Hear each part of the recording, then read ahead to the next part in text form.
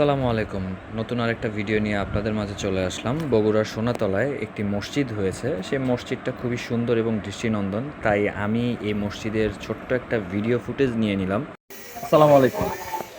সোনাতলার নতুন আরেকটা প্রজেক্ট ছিল এটা। এটা একটা মসজিদ। প্রথমে মসজিদের যে সিঁড়িটা রয়েছে সেই সিঁড়ির সামনে স্যান্ডেল বা জুতা খুলে তারপরে সিঁড়িতে স্টেপ বাই স্টেপ ওপরে উঠতে হয়। তা আমি আমার জুতাটি খুলে নিলাম, খুলে নিয়ে তারপরে ধীরে ধীরে মসজিদের সিঁড়ি দিয়ে উপরের দিকে উঠতেছি। বাই দ্য ওয়ে, সবাই মনে রাখবেন যে এখানে জুতা রাখা যাবে না। জুতা হাতে অথবা ভেতরে নিয়ে জুতা রাখার যে বক্স রয়েছে সেই বক্সের ভেতরে জুতাটা রেখে দিবেন বা স্যান্ডেলটা রেখে দিবেন, না হলে আপনার জুতাটা পরবর্তীতে না পাওয়ার সম্ভাবনা থাকতে পারে। মসজিদটা সোনাতলা উপজেলায় অবস্থিত।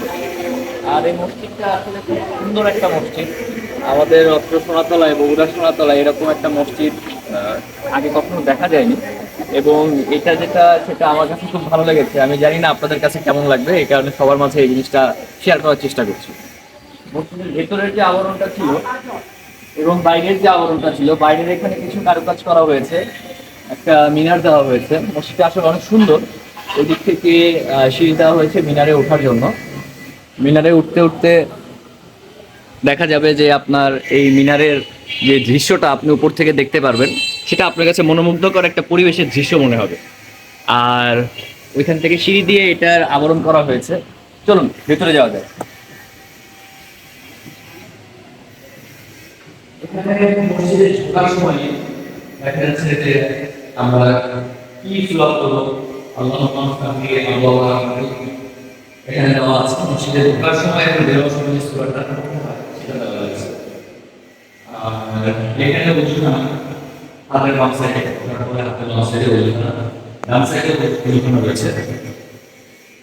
মসজিদের ভিতরের পশ্চিমটায় টাইলস করা এবং বড় বড় কিছু মিনার সিস্টেম রয়েছে, কিছু ঝালক রয়েছে। আসলে এটা দেখা যাচ্ছে যে ভবিষ্যৎ প্রজন্মের জন্য একটা দৃষ্টান্ত হয়ে দাঁড়াবে।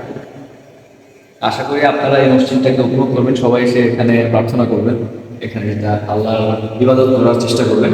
এই জন্য সবাইকে আপনাদেরকে আহ্বান জানাচ্ছি। ধন্যবাদ। আসসালামু আলাইকুম।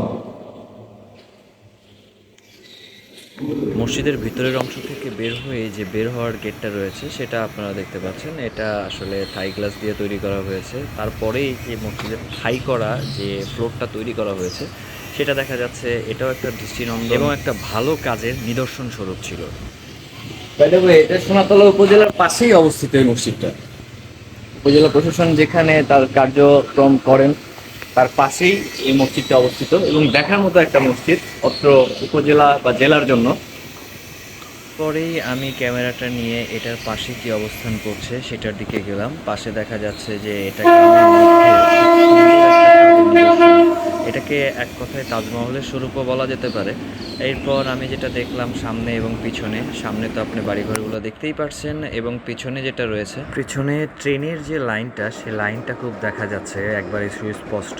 আপনারা দেখতে পাচ্ছেন যে পিছনে এটা যেটা সামনে পশ্চিমমুখী সেদিক দিয়ে এখন বর্তমানে ট্রেন চলাচল করছিল, সেটাও আপনাদের মাঝে শেয়ার করার চেষ্টা করুন। এবং এখানে দাঁড়িয়ে আশেপাশের প্রকৃতির যে সুন্দর দৃশ্য সেটা না দেখলেই নয়, সেটা আপনাদের মাঝে আমি শেয়ার করলাম। তাই আমাদের এই জিনিসটা দেখার পর বাসাবাড়ি ফেরার পালা। ধন্যবাদ, টাটা।